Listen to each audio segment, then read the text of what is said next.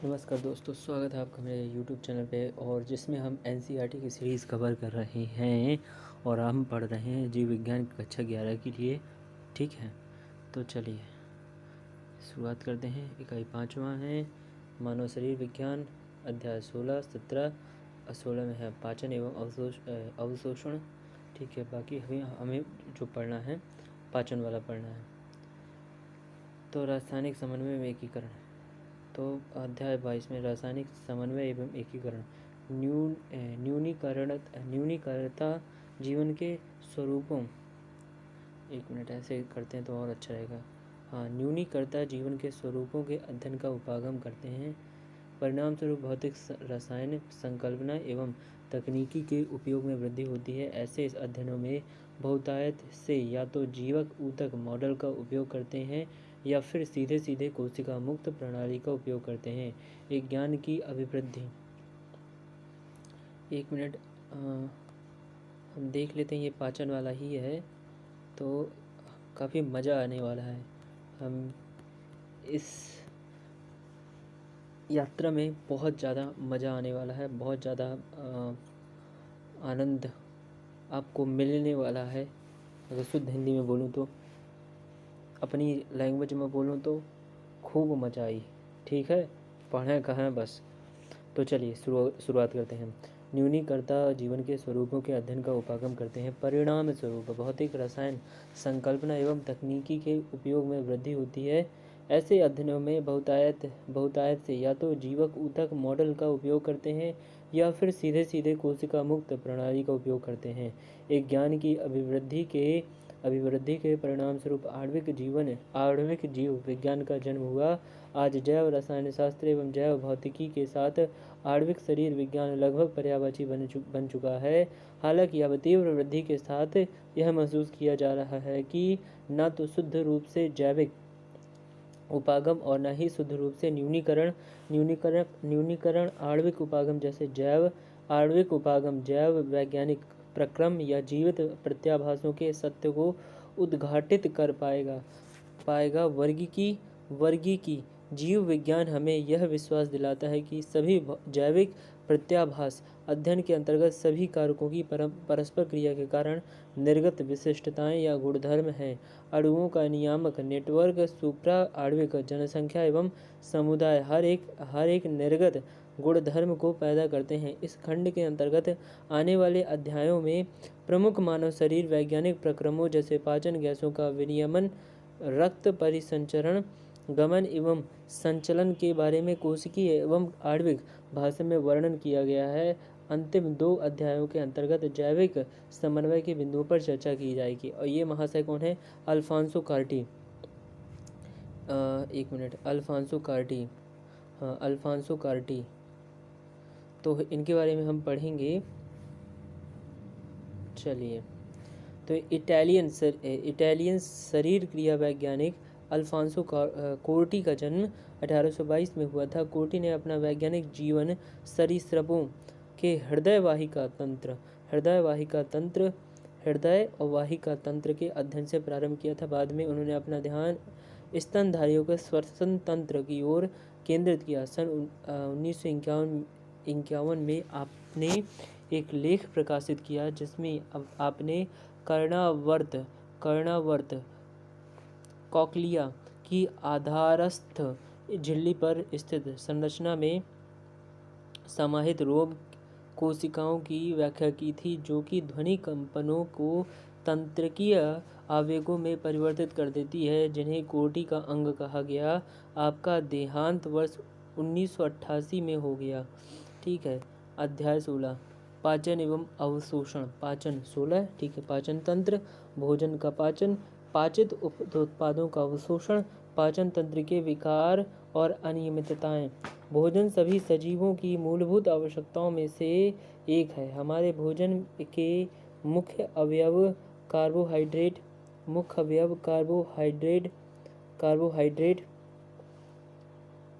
Protein, वसा है। अल्प मात्रा में विटामिन एवं खनिज लवणों की भी आवश्यकता होती है। भोजन से ऊर्जा एवं कई कच्चे कायिक पदार्थ प्राप्त होते हैं जो वृद्धि एवं ऊतकों के मरम्मत के काम आते हैं। जो जल हम ग्रहण करते हैं वह उपापचयी प्रक्रियाओं में महत्वपूर्ण भूमिका निभाता है एवं शरीर के निर्जलीकरण को भी रोकता है। हमारा शरीर भोजन में उपलब्ध जैव रसायनों को उनके मूल रूप में उपयोग नहीं कर सकता, अतः पाचन तंत्र में छोटे अणुओं में विभाजित कर साधारण पदार्थों में परिवर्तित किया जाता है। जटिल पोषक पदार्थों को अवशोषण योग्य सरल रूप में परिवर्तित करने की इसी क्रिया को पाचन कहते हैं। जटिल पोषक पदार्थों को एक मिनट चलिए तो जटिल पोषक पदार्थों को अवशोषण योग्य सरल रूप में परिवर्तित करने की इसी क्रिया को पाचन कहते हैं। हमारा पाचन तंत्र इसे यांत्रिक एवं रासायनिक विधियों द्वारा संपन्न करता है। मनुष्य का पाचन तंत्र दिखाया गया चित्र में, ठीक है। पाचन तंत्र, मनुष्य का पाचन तंत्र आहार नाल एवं सहायक ग्रंथियों से मिलकर बना होता है। आहार नाल एवं सहायक ग्रंथियों से, आहार नाल क्या है चलिए तो आहार नाल अग्र भाग में मुख से प्रारंभ होकर पश्च भाग में स्थित गुदा द्वारा बाहर की ओर खुलती है। मुख गुहा में खुलता है। मुख गुहा में कई दांत और एक पेशीय जिह्वा होती है। प्रत्येक दांत जबड़े में बने एक सांचे में स्थित होते हैं। इस तरह की व्यवस्था को गर्तदंती थिकोडोंट कहते हैं। मनुष्य सहित अधिकांश स्तनधारियों के जीवन काल में दो तरह के दांत आते हैं, अस्थायी दांत समूह अथवा दूध के दांत जो वयस्कों में स्थायी दांतों से प्रतिस्थापित हो जाते हैं, ठीक है, प्रतिस्थापित हो जाते हैं। इस तरह की दांत या दंत व्यवस्था को द्विबारदंती डिफोडोंट कहते हैं। वयस्क मनुष्य में 32 स्थायी दांत होते हैं, जिनके 4 प्रकार हैं, जैसे कृंतक, रदनक,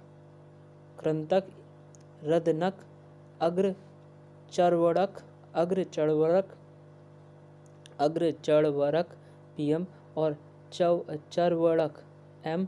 ऊपरी एवं निचली जबड़े के प्रत्येक आधे भाग में दांतों की व्यवस्था ICPM क्रम में 2123/2123 है, ठीक है। आगे इसे समझेंगे। दंत सूत्र के अनुसार होती है, जो मनुष्य के लिए है।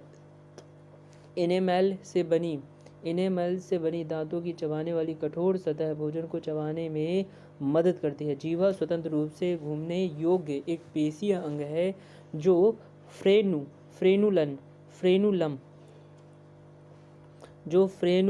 फ्रेनुलम द्वारा मुख गुहा की आधार से जुड़ी होती है। जीवा की ऊपरी सतह पर छोटे छोटे उभार के रूप में पिप्पल या पैपिला होते हैं, जिनमें कुछ पर स्वाद कलिकाएं होती हैं।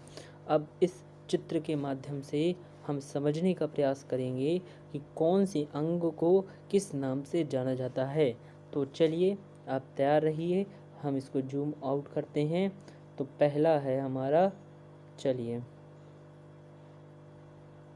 तो हम यहाँ से, हाँ, मुख गुहा, ये देखिए, ये मुख गुहा है, ये ठीक है, और ये हमारा मुख है जिससे हम बोल रहे हैं, मैं बोल रहा हूँ। और ये जो नीचे है अधोजंभ और अधोजीवा ग्रंथियाँ, ये अधोजंभ और अधोजीवा ग्रंथियाँ, ठीक है। एक मिनट यहाँ देख लेते हैं क्या है। कर्ण पूर्व ग्रंथि ये है, और ग्रसनी ये यहाँ से खाना जाता है, ठीक है। ग्रसिका यहाँ, ये गर्दन, एक मिनट, ठीक है, नाक से और मुंह से, ठीक है। और हमारा देखते हैं, ये हो गया आपका यकृत, यहाँ यकृत हो गया, ठीक है, और पित्ताशय भी यहाँ होता है, ठीक है। और अमाशय हो गया आपका, अमाशय अगर ये ऐसे हुआ तो राइट हैंड आपका यकृत हो गया, और राइट हैंड आपका पित्ताशय हो गया, और लेफ्ट हैंड आपका अमाशय हो गया, ठीक है। ग्रहणी, ये भोजन यहाँ पर ग्रहण किया, ये भोजन ये यहाँ से ये भोजन कर, यहाँ अमाशय में भोजन होता है, ये गृहिणी यहाँ से आया पचपुचा के, और गृहिणी अग्नाशय, ये अग्नाशय यहाँ से वो निकलता है, मतलब रसायन निकलता है जो और पचाने में काम आता है। अग्र क्षुद्रांत आरोही वृहद्रंत, अग्र क्षुद्रांत ये अवरोही वृहद्रंत, ये बड़ी आंत हो गई। और 1 मिनट और मैं आपको बताऊंगा। गृहिणी हो गई, चलिए गुदा हो गया, यहाँ से जो टट्टी निकलती है, ठीक है, लैट्रिन निकलती है ये हो गया। मलाशय यहाँ पर होता है, यहाँ पर मल भरा रहता है। अब 1 मिनट, आपको मलाशय भी दिखाएं, आपको गूदा भी दिखाएं, हैं कितना छोटा मलाशय होता है। गूदा यहाँ से आप निकलते हैं, यहाँ से करते हैं, ठीक है, हम सभी करते हैं। यहाँ मल भरा रहता है। और सिग्माभ वृहद्रंथ है ये, ठीक है, अवरोही वृहद्रंथ है ये, अग्र क्षुद्रांत है ये छोटी वाली, और अधनाल है ये जहाँ पर ये बवासीर हो जाता है, यहाँ पर अधनाल है। क्रमरूप परिशेषिका क्षुद्रांत क्षुद्रांत, ठीक है, ये हो गई। और आरोही वृहद्रंथ, अनुप्रस्थ वृहद्रंथ, ये सब आपने पढ़ लिया ना। चलिए आगे बढ़ते हैं। मानव पाचन तंत्र है ये। तो मुख गुहा एक छोटी ग्रसनी में खुलती है जो वायु एवं मुख गुहा एक छोटी ग्रसनी में खुलती है जो वायु एवं भोजन दोनों का ही पथ है, ठीक है।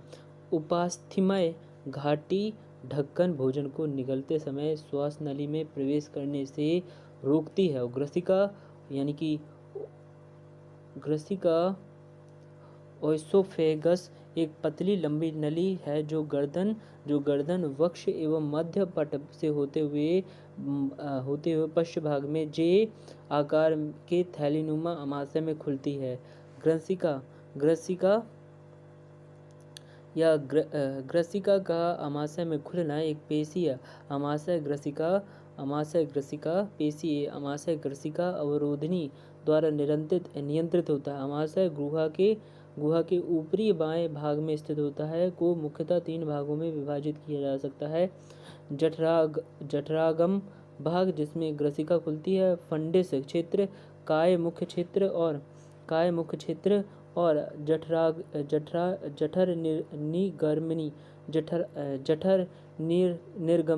जठर निर्गमी भाग जिसका छोटी आंत में निकास होता है।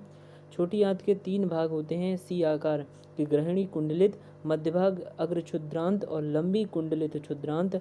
अमाशय का गृहिणी में निकास जठर निर्गम अवरोधनी द्वारा नियंत्रित होता है। क्षुद्रांत बड़ी आंत में खुलती है जो अंधनाल वृहदांत्र और मलाशय से बनी होती है, ठीक है। अंधनाल एक छोटा थैला है जिसमें कुछ सहजीवी या सूक्ष्म जीव रहते हैं, कीटाणु रहते हैं। कीड़ा हाथी कहाँ? अंधनाल में। अंधनाल से एक अंगुली जैसा प्रवर्ध परिशेषिका निकलता है जो एक अवशेषी अंग है। अंधनाल बड़ी आंत में खुलती है। वृहद्रांत 4 भागों में विभाजित होता है, आरोही, अनुप्रस्थ एवं अवरोही भाग। और सिग्माभ वृहद्रंथ अवरोही भाग मलाशय में खुलता है जो मल द्वारा एनस द्वारा बाहर खुलता है। अब ये एक और हनु में विभिन्न प्रकार के दांत विन्यास और दूसरी ओर हनु गर्तिकाओं को दर्शाते हुए। चलिए अब हनु गर्तिकाएं।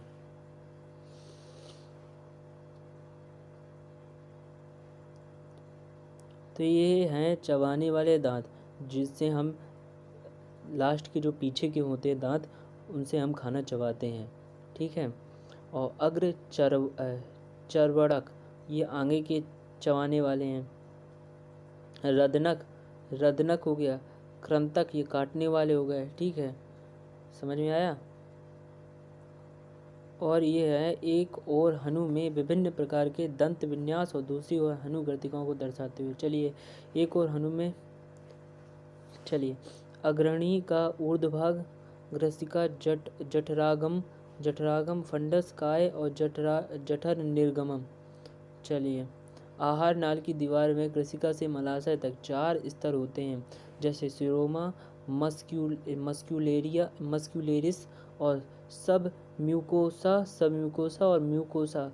सीरोसा सबसे बाहरी परत है और एक पतली मेजोथीलियम अंतरंग अंगों की उपकला और कुछ संयोजी ऊतकों से बनी होती है। मस्क्यूलेरियस प्रायः आंतरिक वर्तुल पेशियों एवं बाह्य अनुदैर्ध्य पेशियों से की बनी होती है। कुछ भागों में एक तिर्यक पेशी स्तर होता है। सब म्यूकोसा स्थिर रुधिर लसिका व तंत्रिकाओं युक्त मुलायम संयोजी ऊतक की बनी होती है। ग्रहणी में कुछ ग्रंथियां भी सब म्यूकोसा में पाई जाती हैं। आहार नाल की ल्यूमेन की सबसे भीतरी परत म्यूकोसा है। यह स्तर अमाशय में अनियमित वलय एवं छोटी आंत में अंगुलीनुमा प्रवर्ध बनाता है, जिसे अंकुर कहते हैं। अंकुर की सतह पर स्थित कोशिकाओं से असंख्य सूक्ष्म प्रवर्ध निकलते हैं, जिन्हें सूक्ष्म अंकुर कहते हैं। ठीक है, जिससे बस बॉर्डर जैसा लगता है। यह रूपांतरण सतही क्षेत्र को अत्यधिक बढ़ा देता है और अंकुरों में कोशिकाओं को जाल फैला रहता है और एक बड़ी लसिका वहिका होती है, जिसे लैक्टियल कहते हैं। म्यूकोसा की उपकला पर कलश कोशिकाएं होती हैं, जो स्नेहन के लिए म्यूकस का स्राव करती हैं। म्यूकोसा अमाशय और आंत में स्थिर अंकुरों के आधारों के बीच लीबर कुन प्रगुहिका क्राइप्ट्स ऑफ लीबर कुन भी कुछ ग्रंथियों का निर्माण करती हैं। सभी चारों परतें आहार नाल के विभिन्न भागों में रूपांतरण दर्शाती हैं। आंत है आंत की अनुप्रस्थ काट का आरेखीय निरूपण। चलिए, तो सिरोसा ये हो गए सिरोसा, ठीक है, बाहरी वाला। भीतरी वर्तुल हो गया ये, और बाहरी अनुदैर्ध्य हो गया सब म्यूकोसा। ये सब म्यूकोसा हो गया, ठीक है, सब म्यूकोसा हो गया। नीचे अंदर सबसे अंदर म्यूकोसा ल्यूमेन हो गया, ठीक है। पेशी पाचन ग्रंथियाँ, तो पाचन ग्रंथियाँ आहार नाल से संबंधित पाचन ग्रंथियों में लार ग्रंथियाँ, यकृत और अग्नाशय शामिल हैं। लार का निर्माण 3 जोड़ी ग्रंथियों द्वारा होता है। ये है गाल में कर्णपूर्व,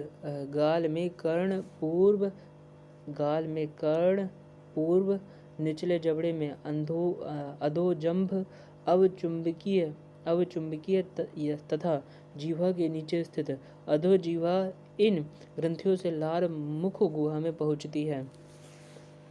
ठीक है, अंकुर लैक्टियल केशिकाएं धमनी प्रगुहिका सिरा अंकुर दर्शाते हुए क्षुद्रांत म्यूकोसा का एक भाग। ठीक है। यकृत मनुष्य के शरीर की सबसे बड़ी ग्रंथि है, जिसका वयस्क में भार लगभग 1.2 से 1.5 किलोग्राम होता है। ठीक है, 1.2 से 1.5 किलोग्राम होता है। ठीक है, और यह उदर में मध्य पट के ठीक नीचे स्थित होता है। इसकी 2 पालियां होती है, यकृत पालियाएं। यकृत की संरचनात्मक और कार्यात्मक इकाइयां हैं, जिनके अंदर यकृत कोशिकाएं रज्जु की तरह व्यवस्थित रहती हैं। प्रत्येक पाली का संयोजी ऊतक की एक पतली परत से ढकी होती है, जिसे ग्लिसंस कैप्सूल कहते हैं। यकृत की कोशिकाओं से पित्त का स्राव होता है, जो यकृत नलिका से होते हुए एक पतली पेशीय थैली पित्ताशय में सांद्रित एवं जमा होती है। पित्ताशय की नलिका यकृतीय नलिका से मिलकर एक मूल पित्त वाहिनी बनाती है। पित्ताशयी नलिका एवं अग्नाशयी नलिका दोनों मिलकर यकृत अग्नाशयी वाहिनी द्वारा ग्रहणी में खुलती है, जो ओडी अवरोधनी से नियंत्रित होती है। अग्नाशय आकार के ग्रहणी के बीच स्थित एक लंबी ग्रंथि है। अग्नाशय, ठीक है, जो बहिस्राव और अंतःस्रावी दोनों ही ग्रंथियों की तरह कार्य करती हैं। बहिस्रावी भाग से क्षारीय अग्नाशय स्राव निकलता है, जिसमें एंजाइम होते हैं, और अंतःस्रावी भाग से इंसुलिन और ग्लूकेगोन नामक हार्मोन का स्राव होता है। ठीक है। यकृत पित्ताशय और अग्नाशय का वाहिनी तंत्र। भोजन का पाचन। यकृत अग्नाशयी वाहिनी ग्रहणी और अग्नाशयी वाहिनी अग्नाशय, ठीक है, ये अग्नाशय हो गया। मूल यकृत वाहिनियाँ, ठीक है। पित्ताशय, ये हो गया पित्ताशय वाहिनी, ठीक है, और मूल पित्त वाहिनी। भोजन का पाचन। अब चलिए आगे बढ़ते हैं। भोजन का पाचन फिर से अगर समझ में आ गया ना आपको। पित्ताशय, ठीक है, ये हो गया पित्ताशय वाहिनियाँ, ये वाहिनी हो गई। मूल पित्त वाहिनी ये हो गई। और आपका मूल यकृत वाहिनी ये हो गई। यकृत वाहिनियाँ ये हो गई। और अग्नाशय ये हो गए। अग्नाशयी वाहिनी ये हो गए, अग्नाशय वाहिनी, ठीक है, और ग्रहणी ये हो गए, ठीक है। भोजन का पाचन की प्रक्रिया यांत्रिक एवं रासायनिक विधियों द्वारा संपन्न होती है। मुख गुहा के मुख्यतः दो प्रकार हैं: भोजन का चर्वण और निगलने की क्रिया। लार की मदद से दांत और जीवा भोजन को अच्छी तरह चबाने एवं मिलाने का कार्य करते हैं। लार का श्लेष्म भोजन कर्णों को चिपकाने एवं उन्हें बोलस में रूपांतरित करने में मदद करता है। इसके उपरांत निगलने की क्रिया द्वारा बोलस ग्रसनी से ग्रसिका में चला जाता है। बोलस पेशीय संकुचन के क्रमाकुंचन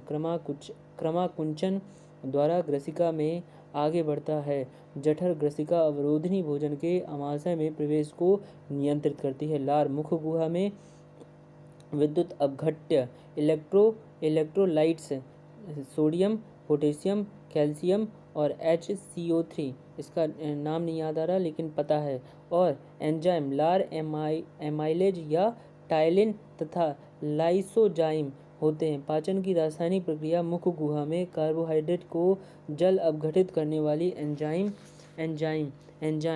टाइलिन या लार एमाइलेज की सक्रियता से प्रारंभ होती है। लगभग 30% स्टार्च इसी एंजाइम की सक्रियता pH 6.8 से द्विशर्करा माल्टोज में अपघटित होती है। लार में उपस्थित लाइसोजाइम जीवाणुओं के संक्रमण को रोकता है। ठीक है। स्टार्च हो गया आपका, माल्टोज हो गया, लार एमाइलेज, ठीक है। आमाशय की म्यूकोसा में जठर ग्रंथियां होती हैं। आमाशय की म्यूकोसा में जठर ग्रंथियां स्थित होती हैं। जठर ग्रंथियों में मुख्य रूप से तीन प्रकार की कोशिकाएं होती हैं: म्यूकस का स्राव करने वाली श्लेष्मा ग्रीवा कोशिकाएं, पेप्टिक एवं या मुख्य कोशिकाएं जो प्रोएंजाइम पेप्सिनोजेम का स्राव करती है, भित्तिया या ऑक्सीटिक कोशिकाएं जो हाइड्रोक्लोरिक अम्ल और नैज कारक स्रावित करती है। नैज कारक विटामिन B12 के अवशोषण के लिए आवश्यक है। आमाशय 4 से 5 घंटे तक भोजन का संग्रहण करता है। आमाशय की पेशीय दीवार के संकुचन द्वारा भोजन अम्लीय जठर रस से पूरी तरह मिल जाता है, जिसे काइम कहते हैं।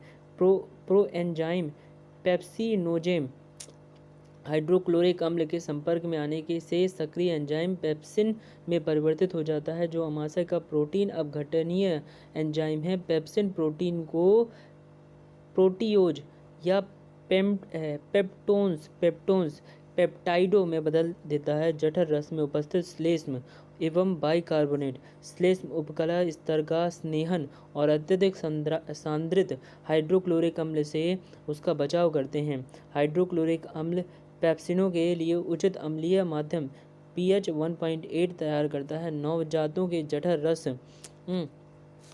रस में रेनिन नामक प्रोटीन अपघटनीय एंजाइम होता है जो दूध के प्रोटीन को पचाने में सहायक होता है। जठर ग्रंथियां थोड़ी मात्रा में लाइपेज भी स्रावित करती है। छोटी आंत का पेशीय स्तर कई तरह की गतियां उत्पन्न करता है। इन गतियों से भोजन विभिन्न स्राव से अच्छी तरह मिल जाता है और पाचन की क्रिया सरल हो जाती है। यकृत अग्नाशयी नलिका द्वारा पित्त अग्नाशयी रस और आंत्र रस छोटी आंत में छोड़े जाते हैं। अग्नाशयी रस में ट्रिप्सिनोज काइमोट्रिप्सिनोजन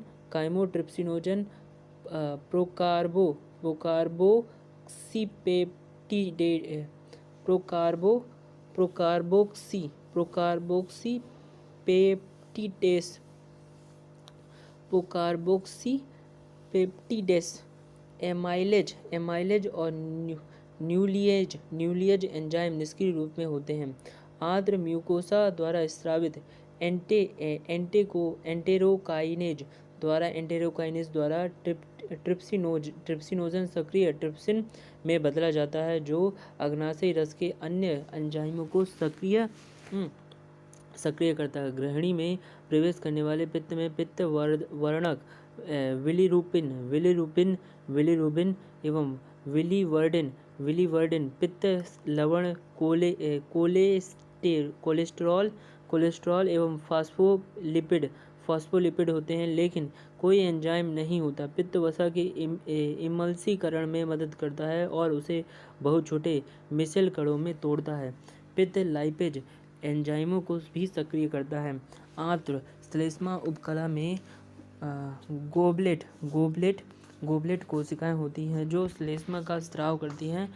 म्यूकोसा के ब्रश बॉर्डर कोशिकाओं और गोबलेट कोशिकाओं के स्राव आपस में मिलकर आंत्र स्राव अथवा सक्कस एंटेरिकस बनाते हैं। इस रस में कई तरह के एंजाइम होते हैं जैसे ग्लाइकोसिडेज डायपेप्टिडेज एस्टरेज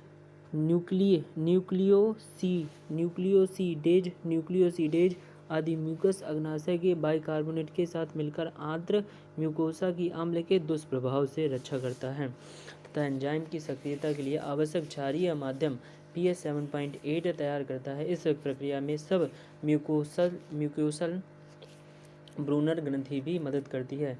आंत में पहुंचने वाले काइम में उपस्थित प्रोटीन प्रोटीयोज और पेप्टोन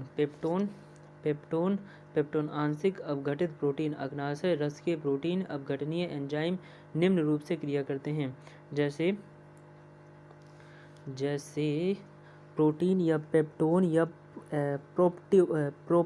प्रोप्टियोज ट्रिप्सिन काइमोट्रिप्सिन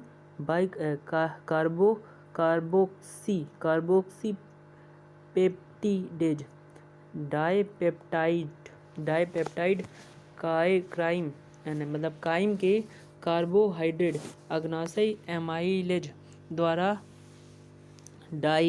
डाइसैकेराइड में जलापघटित होते हैं। पॉलीसैकेराइड स्टार्च एमाइलेज और डाइसैकेराइड वसा पित्त की मदद से लाइपेजेज द्वारा क्रमशः डाई और मोनोग्लिसरेराइड में टूटते हैं। वसा लाइपेज डाइग्लिसरेराइड और मोनोग्लिसराइड अग्नाशयी पित्त के न्यूक्लियक अम्लों को न्यूक्लियोटाइड और न्यूक्लियोसाइड में पारित करते हैं। न्यूक्लिक अम्ल न्यूक्लियोटाइड और न्यूक्लियोसाइड आंत्र रस के एंजाइम उपर्युक्त अभिक्रियाओं के अंतिम उत्पादों को पाचित कर अवशोषण योग्य सरल रूप में बदल देते हैं। पाचन के ये अंतिम चरण आंत के म्यूकोसल उपला कोशिकाओं के बहुत समीप होते हैं।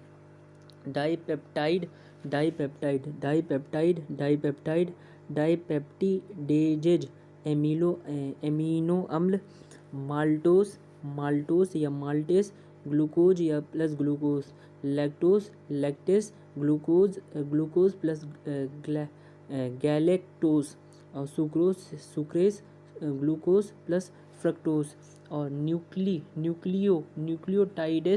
न्यूक्लियोटाइड और न्यूक्लियोसाइडेस सर्कला धन क्षारक डाई व मोनोग्लिसराइड लाइपेज वसी अम्ल प्लस ग्लिसरोल। ऊपर वर्णित जैव वृहत अणुओं के पाचन की क्रिया आंत्र के ग्रहणीय भाग में संपन्न होती है। इस तरह निर्मित सरल पदार्थ छोटी आंत के अग्र क्षुद्रांत और क्षुद्रांत भागों में अवशोषित होते हैं। अपचित और अनावशोषित पदार्थ बड़ी आंत में चले जाते हैं। बड़ी आंत में कोई महत्वपूर्ण पाचन क्रिया नहीं होती है। बड़ी आंत का कार्य है कुछ जल खनिज एवं औषध का अवशोषण, श्लेष्म का स्राव जो अपचित उत्सर्जी पदार्थ कणों को चिपकाने और स्नेहन होने के कारण उनका बाह्य निकास आसान बनाता है। अपचित और अवशोषित पदार्थों को मल कहते हैं। अपचित और अवशोषित पदार्थों को मल कहते हैं जो अस्थायी रूप से मल त्यागने से पहले तक मलाशय में रहता है। जठरांतरिक पथ की क्रियाएं विभिन्न अंगों के उचित समन्वय के लिए तंत्रिका और हार्मोन के नियंत्रण से होती है। भोजन के भोज्य पदार्थों को देखने उनकी गंध और अथवा मुख गुहा नली में उपस्थित ही लार ग्रंथियों को स्राव के लिए उद्दीपित कर सकती है। इसी प्रकार जठर और आंतरिक स्राव भी तंत्रिका संकेतों से उद्दीपित होते हैं। आहार नाल के विभिन्न भागों की पेशियों की सक्रियता भी स्थानीय एवं केंद्रीय तंत्रिकीय क्रियाओं द्वारा नियमित होती हैं। हार्मोनल नियंत्रण के अंतर्गत जठर और यांत्रिक म्यूकोसा से निकलने वाले हार्मोन पाचक रसों के स्राव को नियंत्रित करते हैं।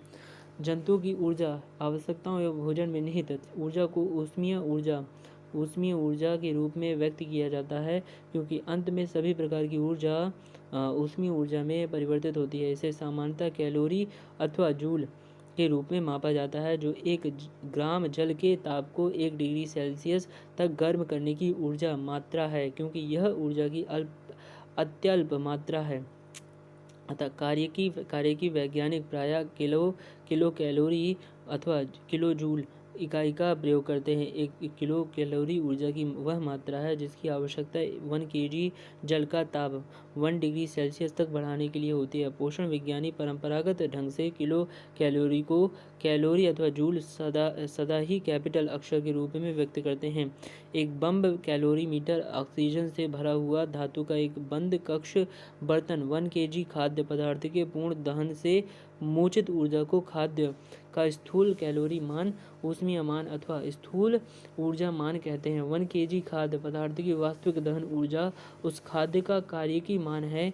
कार्बोहाइड्रेट, प्रोटीन तथा वसा की स्थूल ऊष्मीय मान क्रमशः 4.1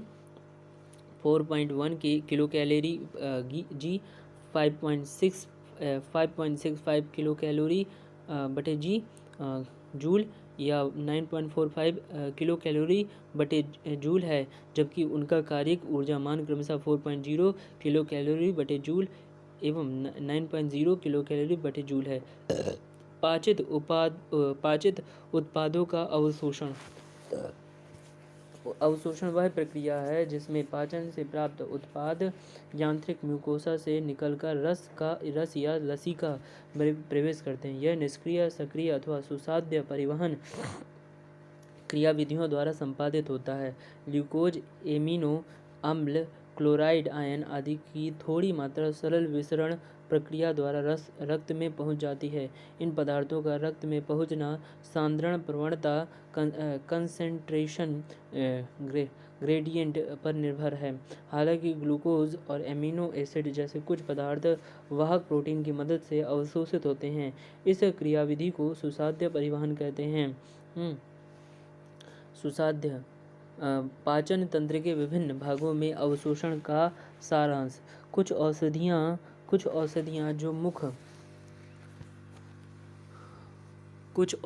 जो मुख और जीवा की निचली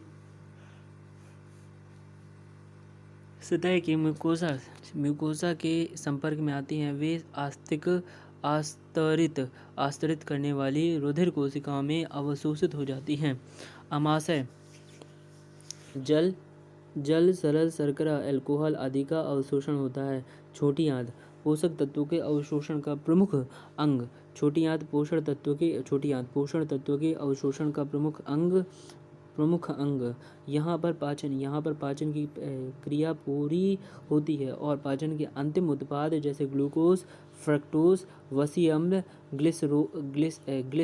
ग्लिसरेरॉल और एमिनो अम्ल का म्यूकोसा द्वारा रक्त प्रवाह और लसिका में अवशोषण होता है। बड़ी आंत जल, कुछ खनिजों और औषधि का अवशोषण होता है। ठीक है। जल का परिवहन परासरणी प्रवणता पर निर्भर करता है। सक्रिय परिवहन सांद्रण प्रवणता के विरुद्ध होता है, जिसके लिए ऊर्जा की आवश्यकता होती है। विभिन्न पोषक तत्वों जैसे एमिनो अम्ल, ग्लूकोज, मोनोसैकेराइड और सोडियम आयन विद्युत अपघट्य का रक्त में अवशोषण इसी क्रियाविधि द्वारा होता है। वसाम्ल और ग्लिसरॉल अविलेय होने के कारण रक्त में अवशोषित नहीं हो पाते। सर्वप्रथम वे विलेय सूक्ष्म बूंदों में समाविष्ट होकर आंतरिक म्यूकोसा में चले जाते हैं, जिन्हें मिसेल कहते हैं। ये यहाँ प्रोटीन आस्तरित सूक्ष्म वसा गोलिका में पुनः संरचित होकर अंकुरों की लसिका वाहिनियों लैक्टियल में चले जाते हैं। ये लसिका वाहिकाएं अंततः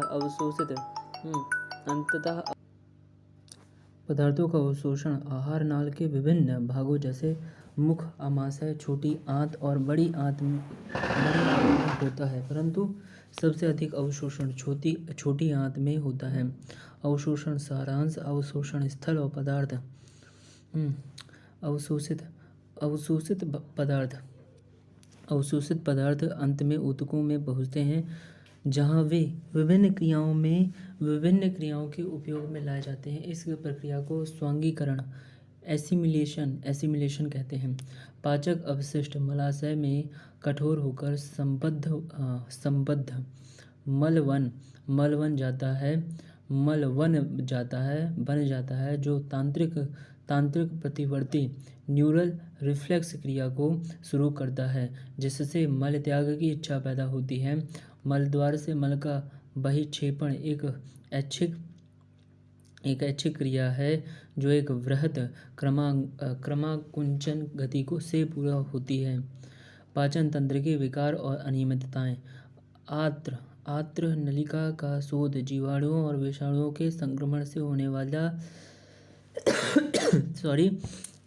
एक सामान्य विकार है। आत्र का संक्रमण परजीवियों जैसे फीता कृमि, गोलकृमि, सूत्रकृमि, हुकवर्म, पिनवर्म आदि से भी होता है। पीलिया, जॉन्डिस, इसमें यकृत प्रभावित होता है, यानी लीवर प्रभावित होता है। पीलिया में त्वचा और आंख पित्त वर्णकों में जमा होने से पीले रंग की दिखाई देती है। वोमिटिंग, यह आमाशय में संग्रहित पदार्थों की मुख से बाहर निकलने की क्रिया है। यह प्रतिवर्ती क्रिया मेडुला में स्थित वमन केंद्र से नियंत्रित होती है। उल्टी से पहले बेचैनी की अनुभूति होती है। प्रवाहिका, डायरिया, आंत्र बोवेल की अपसामान्य गति की बारंबारता और मल का अत्यधिक पतला हो जाना प्रवाहिका डायरिया कहलाता है। इसमें भोजन अवशोषण की क्रिया घट जाती है। कोष्ठबद्धता, कब्ज, कॉन्स्टिपेशन, कब्ज में बृहदंत्र में मल रुक जाता है और आंत्र की गतिशीलता अनियमित हो जाती है। अपच, इंडाइजेशन, इस स्थिति में भोजन पूरी तरह नहीं पचता और पेट भरा भरा महसूस होता है और अपच एंजाइमों के स्राव में कमी, व्यग्रता, खाद्य विषाक्तता और अधिक भोजन करने एवं मसालेदार भोजन करने के कारण होती है। आहार में प्रोटीन एवं संपूर्ण आहार, कैलोरी की अपर्याप्त मात्रा, कुपोषण दक्षिण एवं दक्षिण पूर्व एशिया, दक्षिण अमेरिका तथा पश्चिम एवं मध्य अफ्रीका के अनेक कम विकसित क्षेत्रों में विस्तृत समस्या है। सूखा, अकाल एवं राजनीतिक उथल पुथल के कारण जनसंख्या के एक विशाल हिस्सा प्रोटीन ऊर्जा कुपोषण,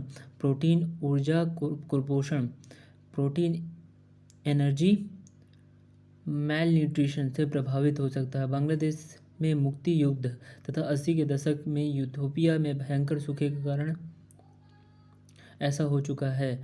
पेम शिशुओं और बच्चों को प्रभावित करता है तथा मरासमस और क्वासी ओरकर रोग उत्पन्न करता है। मरासमस प्रोटीन और कैलोरी दोनों की एक साथ अल्पता से उत्पन्न होता है। यह विकार सामान्यतः 1 वर्ष से कम आयु के शिशुओं में पाया जाता है। इसका मुख्य कारण शिशु को मां के दूध के स्थान पर अल्प प्रोटीन और कम कैलोरी मान वाले आहार को देना है।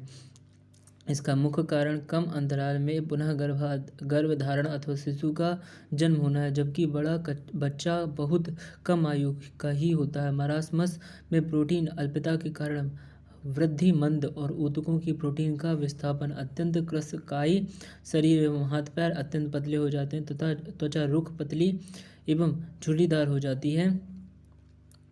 वृद्धि की दर एवं शारीरिक भार बहुत अधिक घट जाता है। मस्तिष्क की वृद्धि एवं विकास भी बहुत अधिक मंद हो जाता है। मानसिक क्षमता भी असंतुलित हो जाती है। ठीक है, असंतुलित हो जाती है। क्वासिओरकर प्रोटीन की अल्पता क्वासिओरकर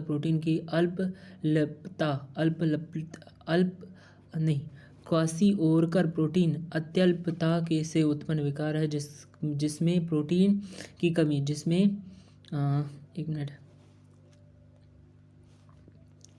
जिसमें प्रोटीन की कमी तो नहीं होती। यह 1 वर्ष से अधिक आयु के बच्चों का पोषण मां के दूध के स्थान पर उच्च कैलोरी परंतु अल्प प्रोटीन वाला आहार देने से होता है। मरासमस की तरह ही क्वासिओरकर में भी मांसपेशियां लटक जाती हैं और हाथ पैर पतले हो जाते हैं तथा वृद्धि एवं मस्तिष्क का विकास रुक जाता है। परंतु मरासमस के विपरीत त्वचा निचले कुछ वसा क्षेत्र रहती है, परंतु शरीर के विभिन्न भागों में अत्यधिक शोथ एवं सूजन दृष्टिगोचर होता है। अब सारांश कंक्लूजन में क्या है? पाचन मानव के पाचन तंत्र में एक आहार नाल एवं सहयोगी ग्रंथियां होती है। आहार नाल मुख गुहा, ग्रसनी, ग्रसिका, आमाशय, क्षुद्रांत, बृहदांत्र, मलाशय और मल द्वार से बनी होती है। सहायक पाचक ग्रंथियों में लार ग्रंथि, यकृत, पित्ताशय सहित अग्नाशय है। मुख के अंदर दांत भोजन को चबाते हैं। जीभ स्वाद को पहचानती है और भोजन को लार के साथ मिलाकर इसे अच्छी तरह से चबाने के लिए सुगम बनाती है। लार में मंड या मांड स्टार्च पचाने वाली पाचक एंजाइम लार एमिलेज होती है, जो मांड को पचाकर माल्टोस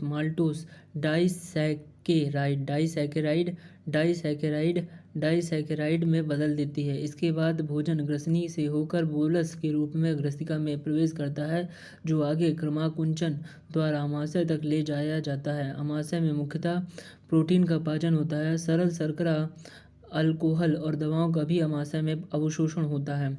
काइम क्षुद्रांत के ग्रहणी भाग में प्रवेश करता है, जहां अग्नाशयी रस, पित्त और अंत में आंत्र रस के एंजाइमों द्वारा कार्बोहाइड्रेट, प्रोटीन और वसा का पाचन पूरा होता है। इसके बाद भोजन छोटी आंत के अग्र क्षुद्रांत जेजुनम और क्षुद्रांत इलियम भाग में जाता है। पाचन के पश्चात कार्बोहाइड्रेट ग्लूकोज जैसे मोनोसैकेराइड में परिवर्तित हो जाते हैं। अंततः प्रोटीन टूटकर एमिनो अम्लों में तथा वसा वसीय अम्लों और ग्लिसरॉल में परिवर्तित हो जाते हैं और आंत उत्पादों का पाचित आंत अंकुरों में उपकला स्तर द्वारा शरीर में अवशोषित हो जाता है। अपचित भोजन मल त्रिकांत्र इलियोसिकल कपाट द्वारा बृहदांत्र की अंधनाल सीसम में प्रवेश करता है। इस इलियोसिकल कपाट मल को वापस नहीं जाने देता। अधिकांश जल बड़ी आंत में अवशोषित हो जाता है। अपचित भोजन अर्ध ठोस होकर मलाशय और गुदा नाल में पहुंचता है और अंततः गुदा द्वारा वही क्षेपित हो जाता है। तो समझ में आया आपको? ये हमने पाचन वाला पढ़ा पूरा चैप्टर। सारांश है, मानव के पाचन तंत्र में एक आहार नाल यहाँ से स्टार्ट होता है।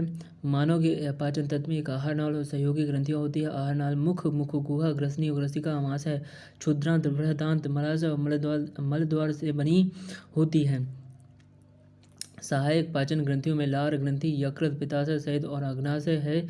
मुख के अंदर दांत भोजन को चबाते हैं। जीभ स्वाद को पहचानती है और भोजन को लार के साथ मिलाकर इसे अच्छी तरह से चबाने के लिए सुगम बनाती है। लार में मंड या मांड पचाने वाली पाचक एंजाइम लार एमिलेज होती है, जो मांड को पचाकर माल्टोस डाइसैकेराइड में बदल देती है। इसके बाद भोजन ग्रसनी से होकर बोरस के रूप में ग्रसिका में प्रवेश करता है, जो आगे क्रमाकुंचन द्वारा आमाशय तक ले जाया जाता है। आमाशय में मुख्यतः प्रोटीन का पाचन होता है। सरल शर्कराओं, अल्कोहल और दवाओं का भी आमाशय में अवशोषण होता है। काइम क्षुद्रांत के ग्रहणी भाग में प्रवेश करता है, जहां अग्नाशय रस, पित्त और अंत में आंत्र रस के एंजाइमों द्वारा कार्बोहाइड्रेट, प्रोटीन और वसा का पाचन पूरा होता है। इसके बाद भोजन छोटी आंत के अग्र क्षुद्रांत जेजुनम और क्षुद्रांत इलियम भाग में बन जाता है। पाचन के पश्चात